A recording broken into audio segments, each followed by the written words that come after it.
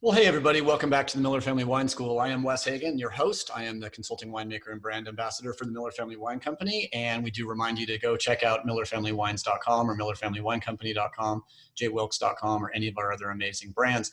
Today we're answering the question, how do I let my wine age? Should I let my wine age? We touched on this in a previous video, but I really want to focus in on what is the process of how a wine ages.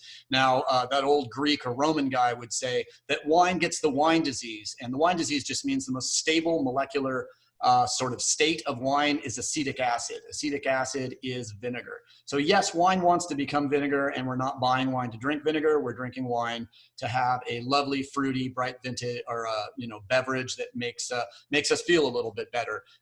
And that is important to maintain the freshness and, of course, the nice, delicious alcohol within that wine. So the way wine ages is a gentle movement from bright and fruity to more elegant, earthy, and complex. So if what you love about wine is the fruitiness, the brightness, the youthfulness, there's no reason to ever age a wine. What I find is I love a little complexity and a little earthiness, a little extra aroma and flavor that develops as secondary and tertiary characteristics in the wine.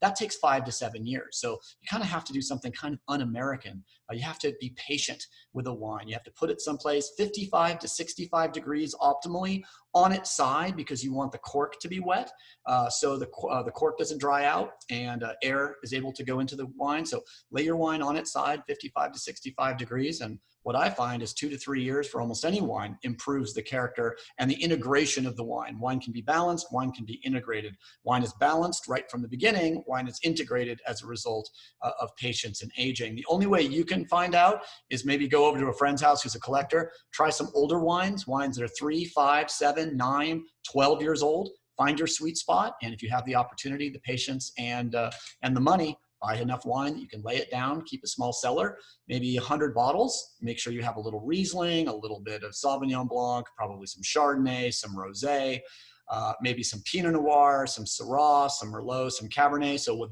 those wines, maybe with some sparkling wine and some, you've got a wine that will match with anything you can put on a plate. So that's exactly the way that I would suggest is keep some wine in your house. If you don't have a wine cellar or any way to keep it 55 to 65, find the coolest area in your house, like a central closet or something. Put all the wines at the very bottom of that closet and just cover them with a blanket and try to keep your house under 75 degrees. That's about all I have to share with you right now. I hope you will continue to watch these wonderful little snippets from the Miller Family Wine Company. If you have any questions, go to Miller Family Wines, and you can email me, whagen@millerfamilywinecompany.com. Thanks again, and we'll see you for the next snippet in the Miller Family Wine Company.